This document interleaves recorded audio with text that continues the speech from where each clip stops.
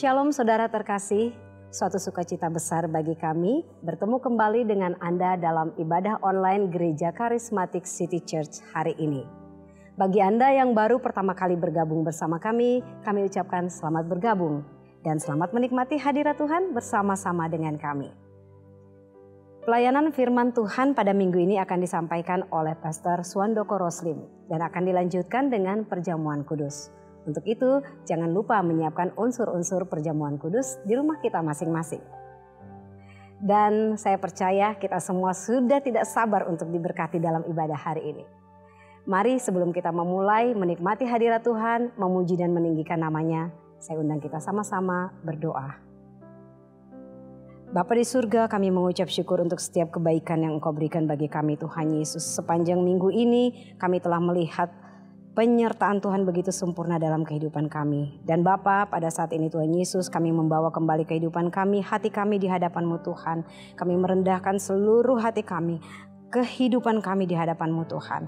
Kami perlu Engkau dalam ibadah ini. Kami mengundang Roh Kudus Tuhan Yesus untuk bersama-sama dengan kami dalam ibadah ini. Hadirlah ya Tuhan, dan biarlah kami boleh menikmati kehadiran-Mu Tuhan Yesus.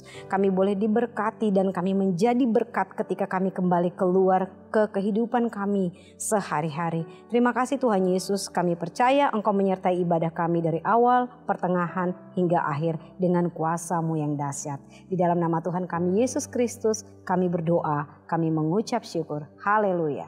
Amin. Saudara yang siap diberkati, selamat mengikuti ibadah hari ini. Tuhan Yesus memberkati. Mari kita tinggikan nama Tuhan, sebab Dia layak dipuji. Haleluya. Jasad dari yang kuharapkan, bukti dari segala yang tak kulihat. Iman berikanku kekuatan untuk melakukan perkara yang hebat. Bersama Roh-Mu, bersama Roh-Mu, ku pasti menang. Ku pasti menang. Tinggi, tinggi, nama-Mu dipuji, hormat, kemuliaan, sorak dengan senang hati, Raja keagungan. Haleluya, Dialah Raja keagungan.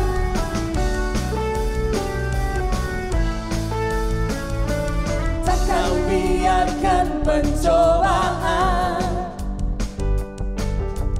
melebihi batas kekuatanku.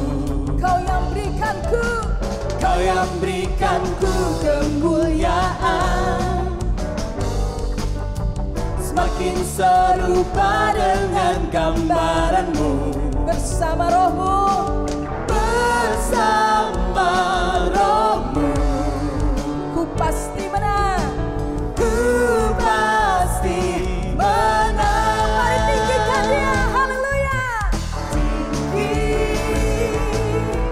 nama-Mu dipuji, hormat, kemuliaan, sorak, sorak dengan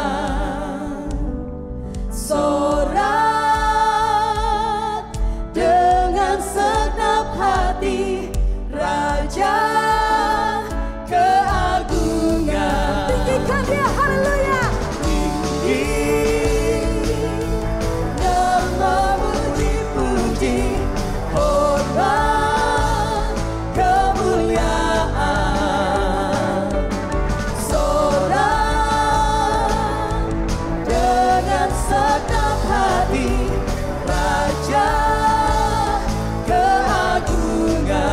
Raja, Raja keagungan. Raja, Raja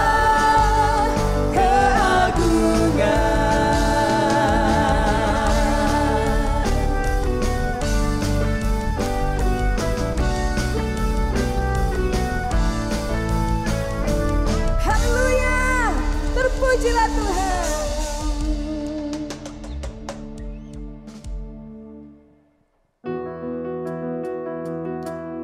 Oh, dialah Raja pemenang.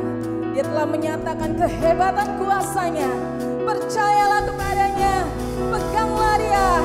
Haleluya, Yesus Kristus dialah Raja pemenang. Dia yang telah mati dan bangkit, hidup selamanya.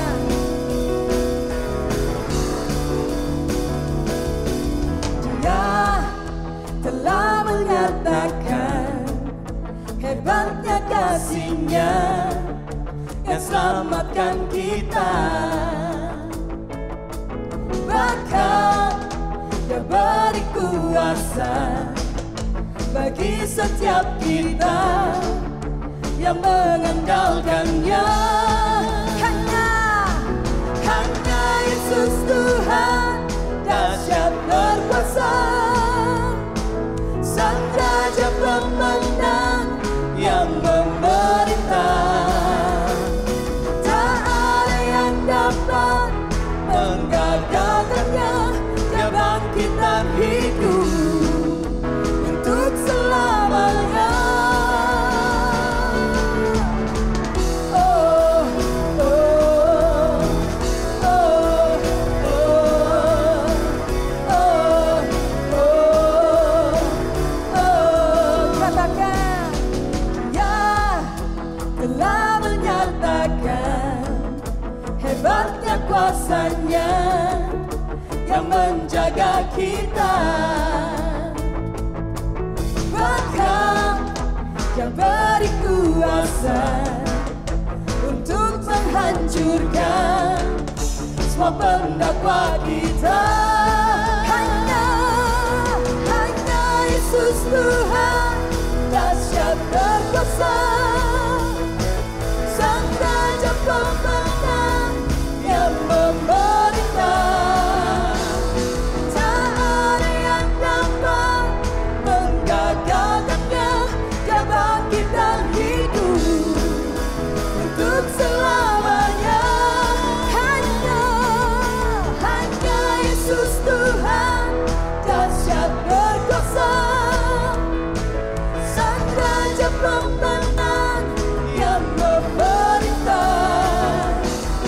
Tak ada yang dapat menggagalkannya. Dia bangkit dan hidup untuk selamanya. Dia bangkit dan hidup untuk selamanya. Dia bangkit dan hidup untuk selamanya. Oh, oh, oh, oh, oh, oh. haleluya, terpujilah Engkau Tuhan.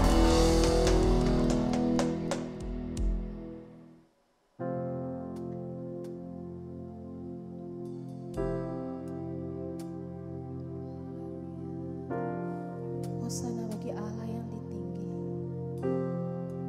Hosana bagi Raja yang mulia. Haleluya. Hosana, Hosana, Hosana yang ditinggi. Hosana, Hosana, Hosana yang ditinggi.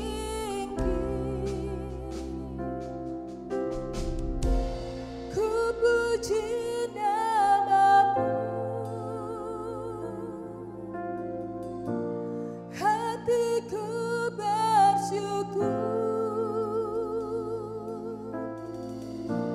Ku tinggikan Kau Allahku, Hosana yang ditinggi.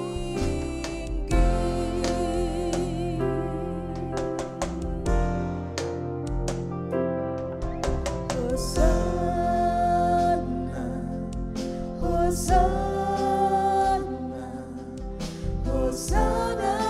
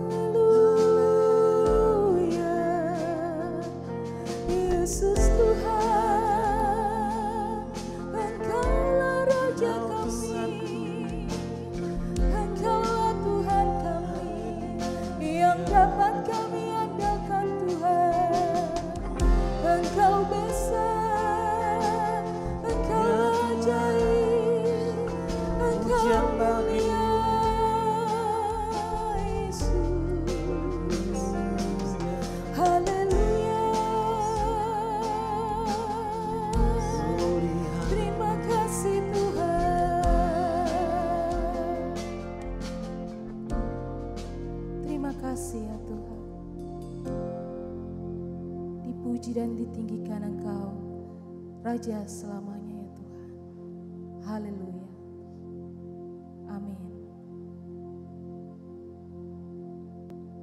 Bapak, Ibu, saudara-saudara sekalian yang dikasihi Tuhan, baik yang sedang berkumpul di sini maupun yang sedang melihat acara ini di rumah masing-masing, beribadah di rumah masing-masing.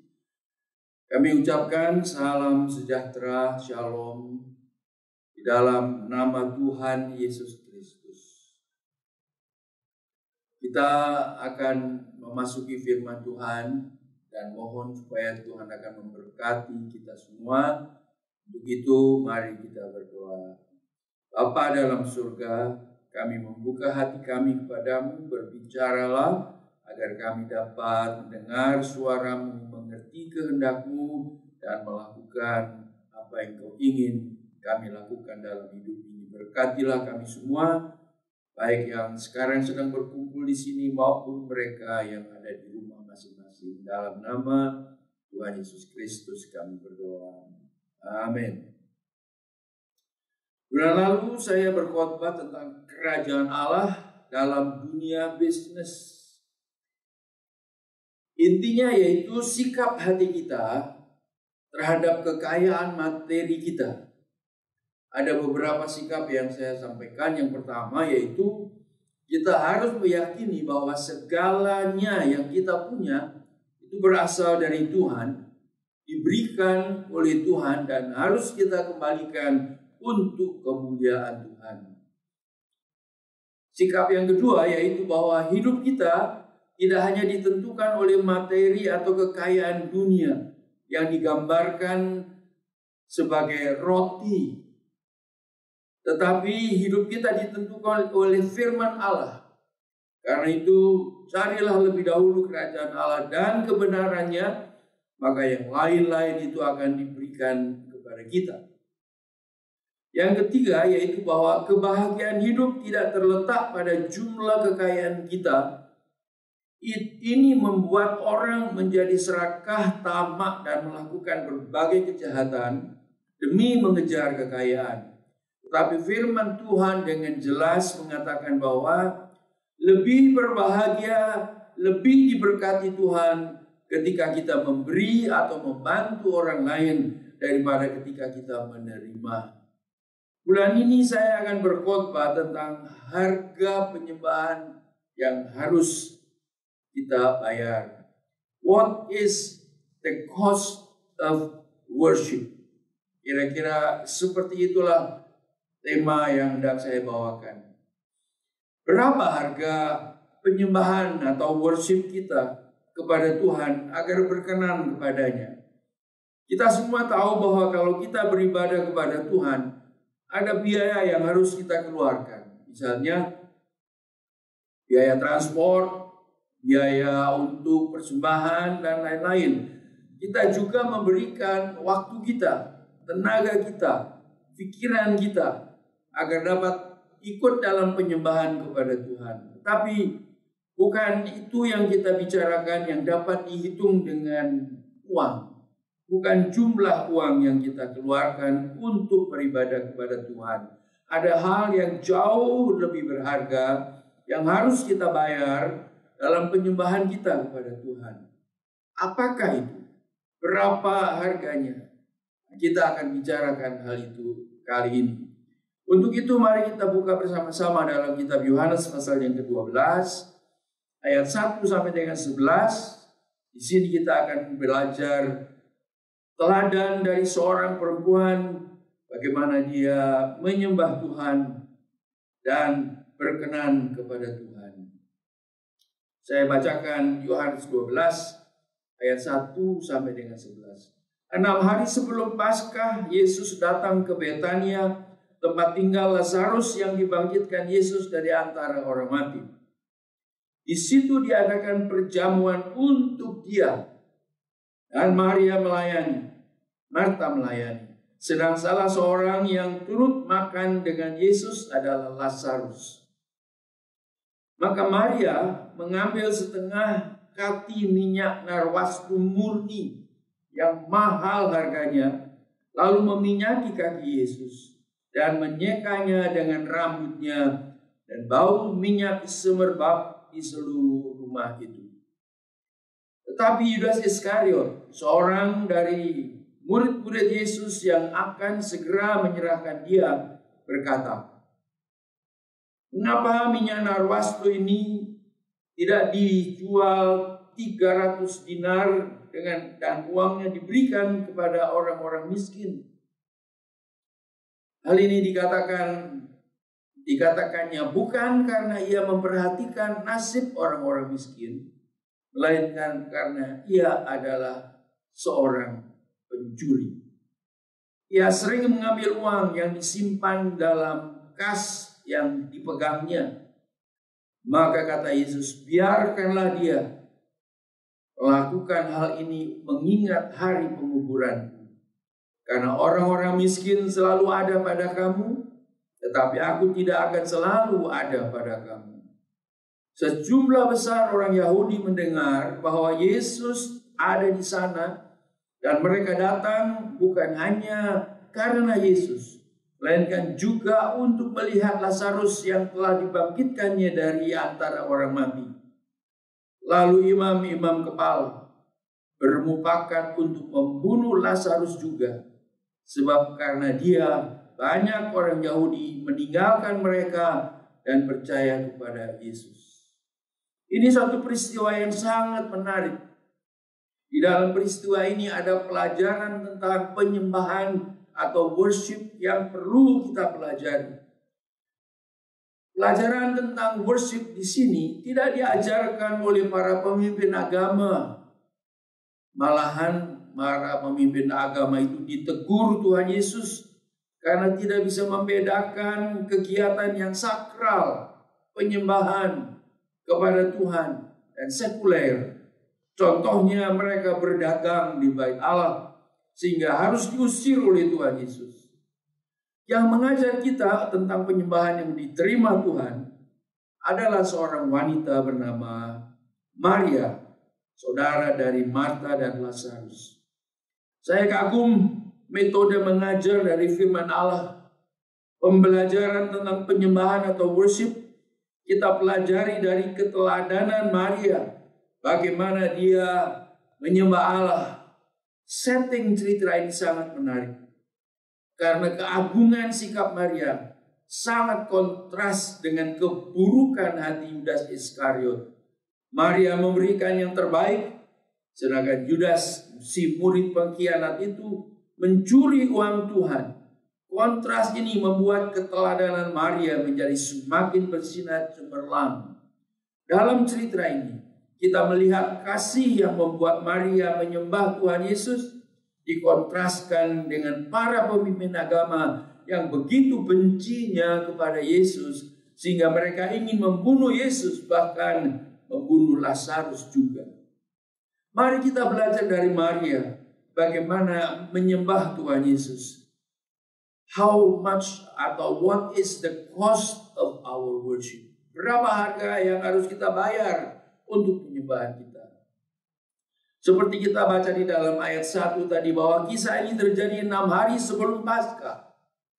Kisah ini mengungkapkan tentang beberapa tokoh dengan karakter yang berbeda-beda, sehingga kisah ini menjadi sangat menarik.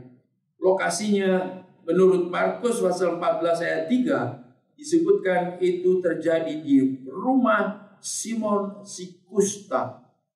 Kita hanya bisa menduga-duga saja siapa si Simon ini. Mungkin dia ini adalah salah seorang dari 10 orang sakit kusta yang sudah disembuhkan Yesus. Dalam kisah itu terdapat dalam Lukas pasal yang ke-17 ayat 11 sampai dengan 19. Simon yang sudah sembuh ini ingin menjamu Tuhan Yesus, sebab ketika disembuhkan dia tidak kembali ke Tuhan Yesus untuk berterima kasih. Tuhan waktu itu menyuruh mereka menunjukkan diri kepada imam-imam agar dapat diperiksa dan dinyatakan kesembuhannya secara sah. Barulah mereka boleh kembali kepada keluarga mereka masing-masing. Mengetahui sudah sembuh, Simon langsung ketemu imam dan tidak berterima kasih kepada Tuhan Yesus. Padahal salah seorang dari mereka, dari 10 orang yang sakit itu, adalah orang Samaria yang sering dikafir-kafirkan oleh orang Yahudi. Dia justru kembali kepada Tuhan Yesus dan berterima kasih. Anyway, Simon sudah disembuhkan Yesus, sehingga dia boleh berkumpul lagi dengan keluarganya dan mengadakan pesta syukuran. Lazarus hadir juga. Berita dia dibangkitkan setelah 4 hari dikubur tersebar kemana-mana sehingga banyak sekali orang yang mau bertemu dia. Si Simon disembuhkan dari kustanya, Lazarus dibangkitkan dari kematiannya. Luar biasa, 2 mukjizat yang dikerjakan oleh Tuhan Yesus. Tentunya pesta itu penuh kemeriahan dan semua orang sangat bersukacita dan menghormati Yesus. Tetapi apa yang terjadi? Kebangkitan Lazarus membuat banyak orang menjadi percaya kepada Yesus sebagai Tuhan. Ini mengakibatkan para pemimpin agama menjadi marah dan mereka kehilangan banyak pengikut. Jadi mereka ingin membunuh Yesus dan membunuh Lazarus juga, seperti yang tadi kita sudah baca dalam Yohanes 12 ayat 9 sampai dengan 11. Tapi biarlah kita tinggalkan mereka. Ada 2 tokoh lain yang bertolak belakang karakternya yang hendak kita pelajari. Mereka adalah Maria dan Yudas Iskariot, murid yang mengkhianati Tuhan Yesus. Marta, saudara Maria, seperti biasanya sibuk melayani. Tetapi kali ini dia tidak minta Yesus menyuruh Maria untuk membantu dia yang sedang sibuk itu. Seperti yang kita baca kisahnya dalam Lukas pasal yang ke-10 ayat 38 sampai 42. Mungkin nasihat Yesus masuk di hatinya pada waktu itu dan merubah dia. Marta sudah belajar bahwa melayani atau bekerja jika diterima, dikerjakan sebagai amanah atau panggilan Tuhan, hal itu sama dengan ibadah. Mengapa demikian? Kalau kita percaya bahwa hidup adalah ibadah, maka semua kegiatan yang kita lakukan untuk memuliakan Tuhan adalah ibadah. Maria dan Yudas adalah 2 tokoh yang bertolak belakang karakternya. Maria mencurahkan minyak wangi di kaki Yesus lalu membersihkan kakinya dengan rambutnya. Hal ini tidak biasa dilakukan oleh perempuan Yahudi. Mungkin ada yang tersinggung dan salah satunya barangkali Yudas. Dia melihat Maria mencurahkan, dalam bahasa Inggris disebut lavishly, dengan begitu banyak dicurahkan minyak wangi itu, terlalu berlebihan. Mungkin seluruh isi botol minyak wangi itu yang mahal, yang berasal dari India, dicurahkan ke kaki Yesus. Yudas tidak bisa menahan emosinya. Dia berkomentar bahwa minyak wangi itu sangat mahal harganya, 300 dinar. Upah pekerja biasa 1 dinar sehari. Berarti orang harus bekerja 10 bulan penuh. Dan gaji 10 bulan itu harus disimpan saja, baru dapat membeli sebotol minyak narwastu murni itu. Kata Yudas, kalau minyak itu dijual 300 dinar, bisa disumbangkan kepada orang miskin. Kedengarannya, ucapannya logis, patut dipuji sebagai orang yang generous, bermurah hati, berhati sosial, suka membantu fakir miskin. Tapi tunggu, ucapannya tidak sama dengan hatinya.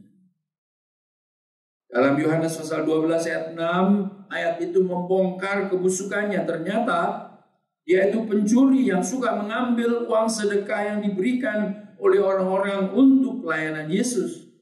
Yudas suka mencuri uang sumbangan itu. Dewasa ini sayang sekali kita juga mendengar adanya korupsi di dalam gereja. Atau pelayanan dijadikan sumber mencari kekayaan. Maaf ya kalau saya katakan ada hamba-hamba Tuhan yang aksesorisnya, jam tangannya, cincinnya, mobil, rumah sangat-sangat mewah. Pemikiran mereka anak Tuhan haruslah diperlakukan sebagai very important person, malahan very important person, VIP. Saya dengar di Amerika Serikat ada pendeta yang minta sumbangan dari jemaatnya untuk membeli pesawat terbang. Waduh. Mereka tidak menunjukkan sikap hamba. Kalau bertemu dengan sesama pendeta, yang jadi bahan pembicaraan adalah berapa banyak jemaatmu, berapa banyak persembahanmu. Seperti ada persaingan di antara mereka. Pendeta yang jemaatnya lebih besar dianggap lebih berhasil, yang kaya dianggap diberkati Tuhan. Ayat yang seringkali diselewengkan penafsirannya yaitu bahwa sebagai anak Tuhan kita harus menjadi kepala bukan ekor. Biarlah masing-masing mempertanggungjawabkan pelayanannya dan hidupnya kepada Tuhan. Untuk saat ini mari kita kembali lagi pada teks kita. Pertanyaannya, Yesus tentu tahu bahwa Yudas suka mencuri uang sumbangan. Tetapi mengapa dia dijadikan bendaharanya?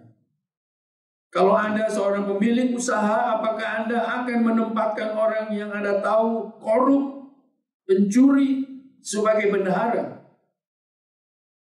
Lalu mengapa Yesus yang sudah tahu hati Yudas seperti itu mengangkat Yudas dalam kedudukan sebagai bendahara? Sebenarnya kalau Yudas tahu, dia harus mengerti bahwa dia sedang diuji.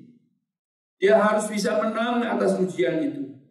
Dan itu bisa jadi kalau dia meneladani Yesus yang meninggalkan semua kekayaan dan kemuliaannya di sorga, menjadi manusia yang dihina, diperlakukan sewenang-wenang. Yudas berambisi ingin kaya dengan cara yang salah. Setelah mengetahui bahwa mengikuti Yesus tidak mendapat apa yang diinginkan, dan banyak yang memusuhinya dan ingin membunuhnya, maka Yudas mengkhianati Yesus gurunya dan ingin mendapat keuntungan dengan menyerahkan Yesus kepada musuh-musuhnya. Mereka adalah para pemimpin umat di Bait Allah yang berkomplot dengan tentara-tentara yang dikuasai, dipimpin oleh Herodes untuk membunuh Yesus. Karena itu di Markus pasal 14 ayat 10 dan 11 disebutkan bahwa Yudas pergi kepada para pemimpin agama dan berjanji untuk menyerahkan Yesus asalkan dia mendapat imbalan sebesar 30 keping perak. Jumlah 30 keping perak ini sebetulnya sama dengan upah 4 bulan saja. Pelajaran rohani bagi orang yang berambisi menjadi kaya dan minta diberkati Tuhan. Ada yang begitu bernafsu untuk menjadi kaya dan dia tidak segan-segan meninggalkan imannya, menjual Tuhan Yesus seperti Yudas. Sedang bagi Maria, harta tidak menjadi masalah. Minyak wangi seharga 300 dinar tidak terlalu mahal baginya, asal saja dia bisa menyembah Tuhan dengan segenap hatinya. Tema khotbah ini, what is the cost of worship? Yohanes 4 ayat 24 kita membaca bahwa kita harus menyembah Tuhan dalam roh dan kebenaran. Tapi bagaimana mempraktekannya?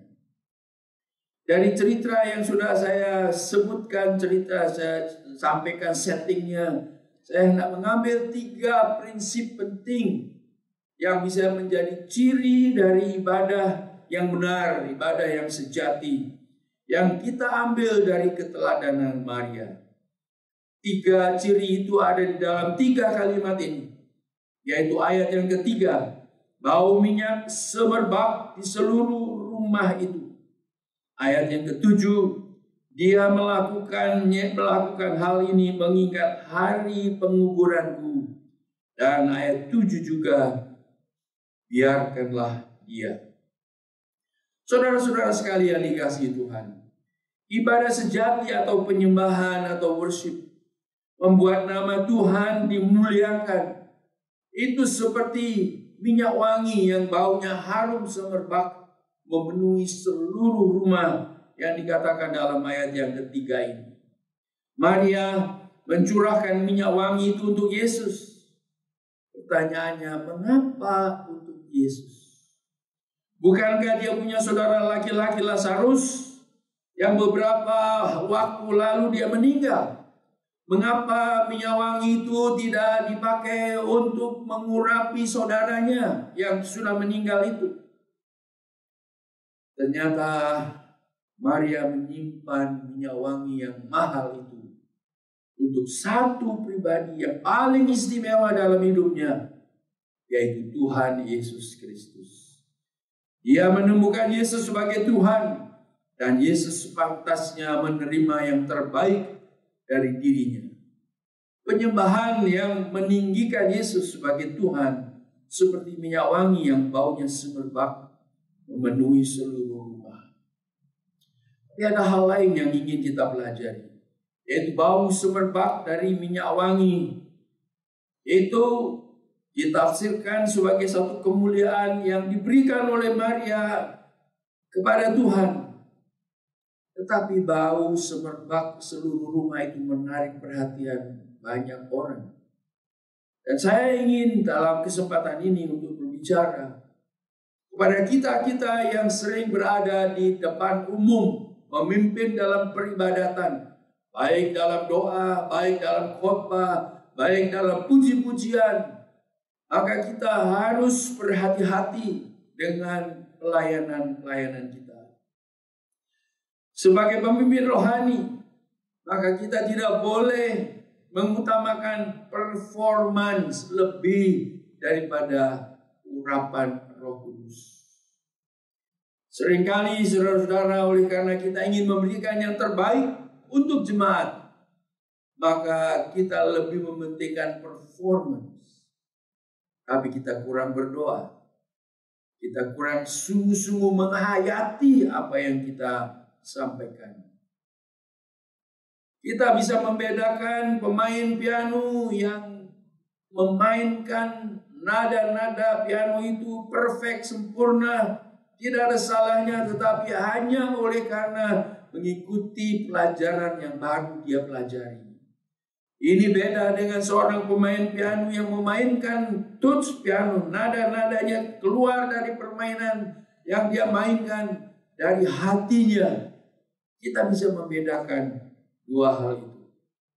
Kalau kita mementingkan performance lebih daripada urapan Roh Kudus, kalau kita mengutamakan nama gereja atau nama aliran mazhab yang sedang populer, kalau kita mementingkan menomorsatukan gedung gereja yang mewah, penyembahan kita tidak berarti bagi Tuhan. Hal yang lain yang hendak kita pelajari tentang harga penyembahan yang kita berikan kepada Tuhan. Mari kita mengingat bahwa Maria memberi yang terbaik kepada Tuhan, memberi dari hatinya. Sebaliknya, kita sering kali menemukan, bertemu dengan orang-orang di dalam ibadah, bukan memberi yang mereka utamakan, tetapi mencari berkat. Dan yang lebih celaka lagi, berkat-berkat yang mereka minta dari Tuhan adalah berkat-berkat materi. Mereka menyembah Tuhan oleh karena mereka ingin diberkati oleh Tuhan supaya kaya, supaya bisnisnya berhasil, supaya mereka akan mempunyai kekayaan yang semakin besar lagi. Bapak, Ibu, saudara-saudara sekalian, bukannya Tuhan tidak memberikannya. Dia mungkin saja memberikannya. Tetapi mari kita menyadari bahwa semua itu akan lenyap. Firman Tuhan mengatakan, di mana ada hartamu, di situ ada hatimu. Jadi kalau penyembahan kita ada di harta kita, kita tidak bisa menyembah Tuhan dengan hati kita. Penyembahan dengan tujuan mencari berkat-berkat materi bukan penyembahan yang sejati, yang diinginkan oleh Tuhan. Anda tidak dapat menyembah Tuhan dengan benar jika yang kau cari adalah berkat-berkat jasmani atau materi, penyembahan yang benar haruslah dari hati yang mengasihi Tuhan. Lalu berapa harga yang dibayar untuk penyembahan dari hati kita? Yohanes 3 ayat 16 kita baca bagaimana Allah mengasihi kita sedemikian besarnya sehingga Ia memberikan anaknya yang tunggal itu menjadi juru selamat bagi kita. Allah tidak mempunyai hitung-hitungan di dalam hal Dia mengasihi kita. Itulah pemberian Allah yang terbesar, tidak dapat dihitung secara materi. Jadi Dia ingin Anda menyembah Tuhan dari hatimu yang mengasihi Dia. Hanya penyembahan dari hati yang dapat memuliakan Tuhan. Bahkan sembahlah Tuhan dengan hatimu. Sembahlah Dia dengan jiwamu. Sembahlah Dia dengan akal budimu. Sembahlah Dia dengan segenap kekuatanmu. Lalu apakah berkat yang Maria terima dari Tuhan dengan penyembahan dari hati seperti itu? Markus pasal 14 ayat 9 dengan jelas mengatakan bahwa apa yang dilakukan oleh Maria itu akan dimasyurkan ke seluruh dunia di mana saja Injil diberitakan. Dengan kata lain, apa yang dilakukan oleh Maria sangat menyenangkan hati Tuhan. Penyembahan Maria menyebarkan keharuman dan kemuliaan dari Tuhan Yesus. Bukan di rumah Simon saja, tapi di mana saja Injil diberitakan seluruh dunia. Apa yang dilakukannya akan disebut juga untuk mengingat Dia.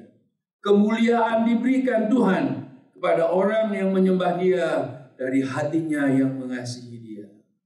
Itu pelajaran pertama yang kita dapati dari penyembahan yang benar dan berapa harganya. Yang kedua, kita baca dalam ayat yang ke-7, Tuhan Yesus mengatakan, biarkanlah dia melakukan hal ini untuk mengingat hari penguburanku. Kita ambil frasa dia yaitu Maria melakukan hal ini mengingat hari penguburanku. Murid-murid tidak siap ketika Yesus meninggal dalam waktu singkat. Hari Sabat hampir mulai. Mereka cepat-cepat menguburkan Yesus. Dan mungkin mereka tidak mempersiapkan rempah-rempah cukup. Sehingga pada hari Minggu pagi-pagi benar, Maria dan beberapa perempuan lain ke kubur untuk menambah rempah-rempah. Tetapi Maria dalam kisah ini sudah mempersiapkan lebih dahulu. Sepertinya dia sudah tahu tentang penguburan Yesus. Sedang murid-murid lain tidak tahu. Maria menerima semacam pewahyuan tentang kematian Yesus. Allah menyatakan rencananya kepada kita waktu kita menyembah Dia. Di dalam kitab Mazmur pasal 25 ayat yang ke-14 kita akan baca ayat ini begini bunyinya. Mazmur 25 ayat 14. Tuhan bergaul karib dengan orang yang takut akan Dia, dan perjanjiannya diberitahukannya kepada mereka. Maria mengetahui tentang hari kematian Yesus yang sudah begitu dekat, sedangkan murid-murid yang lain tidak mengetahui, karena Maria bergaul dengan Tuhan secara akrab. Kita bisa mengaitkan ini dengan saat-saat ketika Maria duduk di kaki Yesus, dengar nasihat-nasihat dan ajaran firman Tuhan. Tapi saudara-saudara, satu hal yang kita perhatikan dari apa yang diterima oleh Maria, yang tadi saya sebut sebagai semacam suatu pewahyuan tentang kematian Yesus, di mana murid-murid yang lain tidak mengetahui. Maka dapat kita simpulkan sebagai satu pelajaran bahwa di dalam penyembahan, di dalam worship, ada unsur profetiknya. Cara terbaik untuk mengenal Tuhan, mengetahui rencananya, atau mengetahui kehendak Tuhan adalah dengan menyembah Dia. Ketika kita menyembah Tuhan, Dia mengungkapkan isi hatinya kepada kita, sehingga kita bisa mengetahui hal-hal yang baru, hal-hal yang masih menjadi rahasia, hal-hal yang khusus Tuhan berikan secara istimewa kepada kita karena hati kita terbuka kepadanya dalam penyembahan. Poin yang ketiga masih dalam ayat yang ke-7 dari Yohanes pasal 12. Tuhan Yesus berkata, biarkanlah dia, jangan ganggu dia, leave her alone. Worship adalah persekutuan kita dengan Tuhan, satu hubungan pribadi yang akrab. Ketika kita menyembah Tuhan, ketika kita memberikan penyembahan dari hati kita yang sungguh-sungguh kepada Tuhan, maka Tuhan memberikan perlindungannya kepada kita seperti yang Dia berikan ketika Dia melarang orang-orang mengganggu Maria. Leave her alone. Biarkanlah dia. Kita selama pandemi corona ini mengadakan ibadah online. Kalau memungkinkan kita juga melaksanakan ibadah onsite atau tatap muka. Artinya kita bisa beribadah bersama, kita juga bisa beribadah sendiri atau secara pribadi, walaupun tentu kedua model itu tidak sama. Keduanya harusnya saling melengkapi, perlu dikerjakan bersama-sama. Ada kegiatan bersama dalam ibadah yang tidak bisa dilakukan dalam ibadah pribadi. Itu akan menjadi berkat yang luar biasa bagi kita. Begitu juga sebaliknya, ada ibadah pribadi yang tidak bisa dilakukan di dalam ibadah bersama. Penyembahan korporat dan penyembahan pribadi, penyembahan korporat adalah penyembahan bersama, perlu dilakukan oleh kita semua. Penyembahan korporat bersama-sama tidak bisa menggantikan penyembahan pribadi. Karena penyembahan pribadi sifatnya ya pribadi di antara kita dengan Tuhan. Ini yang hendak saya dalami lebih lanjut. Ada hal-hal yang sifatnya pribadi yang kita hanya ingin diketahui Tuhan. Misalnya saja kalau Anda punya kelemahan-kelemahan tertentu, apakah Anda akan beritahukan siapa saja di dalam gereja? Hati-hati, informasi Anda akan menjadi bumerang karena ada anak-anak Tuhan yang entah bagaimana punya karunia gosip. Gossiper itu seperti sniper, penembak jitu. Penembak itu tidak diketahui di mana berada, tetapi tiba-tiba saja korbannya kena tembak dan mati. Korban bahkan tidak tahu siapa penembaknya. Begitulah gosip itu. Karena itu Tuhan katakan, leave her alone, jangan ganggu dia. Biarkanlah dia menjalin hubungan pribadi antara dirinya dengan Tuhan. Satu persekutuan pribadi yang semakin lama, semakin akrab, semakin dalam. Dan tidak ada duanya di dalam dunia ini. Ada kalanya kita punya masalah di mana kita tidak ingin orang tahu. Atau ada kalanya kita ingin Tuhan mengetahui, kita ingin mengetahui apa yang Tuhan punya rencana bagi kita. Dan bagaimana dia bisa mengungkapkannya itu kepada kita. Seperti saya katakan tadi, cara terbaik untuk mengenal kehendak Tuhan, mengenal rencana Tuhan adalah dengan menyembah Dia. Karena itu biasakanlah berdoa pribadi, biasakanlah juga beribadah bersama-sama pada waktu kita bisa melakukannya. Saudara-saudara sekalian, tiga hal ini yang menjadi ciri dari ibadah yang sejati, yaitu yang pertama,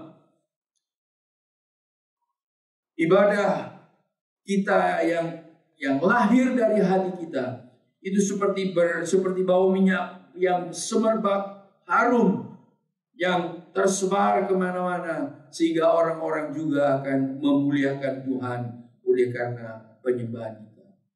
Yang kedua, ketika Maria melakukan penyembahan dari hatinya, maka dia mengingat penguburan Yesus. Dia lakukan itu spesial, khusus untuk Yesus, pribadi yang sangat dikasihinya. Dan tidak ada hal yang lebih indah daripada hal yang sedang dilakukan oleh Maria pada waktu itu. Dan yang ketiga, Tuhan Yesus melindungi Maria dengan melarang orang-orang lain mengganggu dia, jangan ganggu dia. Apakah saudara-saudara bisa mempraktekkan ciri-ciri ibadah pribadi seperti ini? Sukar menyembah Tuhan dari hati kita, dari jiwa kita, dari akal budi kita, dari kekuatan kita, dari seluruh keberadaan kita. Itu sudah sulit. Apalagi melakukannya itu dengan mengkhususkan itu bagi Tuhan, bagi penguburanku, kata Tuhan.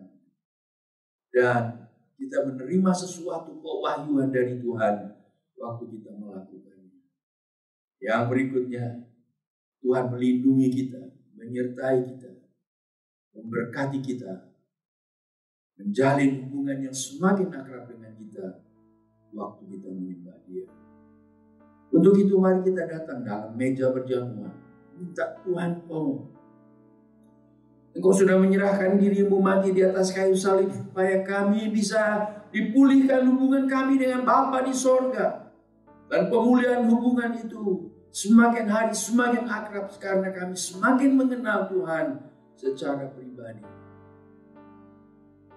Mari kita berdoa minta supaya Tuhan memberkati perjamuan yang hendak kita laksanakan bersama-sama. Bapa dalam surga, berkatilah sakramen perjamuan kudus ini. Berkatilah anak-anakmu yang sedang bersama-sama mengikutinya di rumah masing-masing. Berkatilah, hadirlah dengan kehadiran yang istimewa. Kiranya hatimu disenangkan dengan ibadah kami yang keluar dari hati kami, yang kami khususkan untuk Tuhan sendiri. Nama Tuhan dipermuliakan. Berkatilah perjamuan kudus. Saya persilahkan saudara mengambil roti.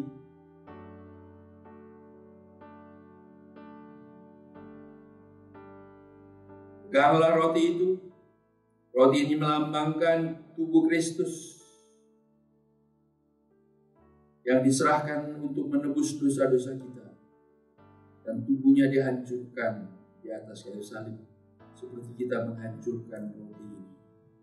Tuhan berkata kepada murid-muridnya, makanlah, inilah tubuhku yang dihancurkan bagimu untuk keampunan dosa-dosamu. Kita makan bersama-sama.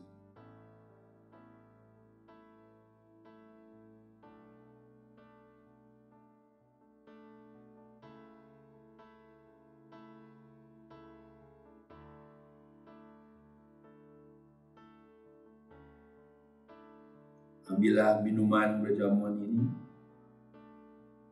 dan mari kita membuka hati kita kepada Tuhan, menaikkan doa. Tuhan, dengan mengambil, dengan minum minuman perjamuan ini, kami rindu ingin mengenal Engkau lebih dalam lagi. Kami rindu menjalin hubungan yang lebih akrab dengan Tuhan. Kami rindu mengenal Engkau. Bukan hanya dalam ibadah saja, tapi dalam keseharian kami. Kami mengenal Engkau. Berkatilah setiap pribadi. Setelah makan, Tuhan mengambil cawan minuman itu dan Dia berkata kepada murid-muridnya, minumlah kamu dari cawan itu. Dalamnya ada perjanjian-perjanjian yang baru yang disahkan melalui darah Yesus Kristus. Dalam nama Tuhan Yesus, mari kita minum bersama-sama.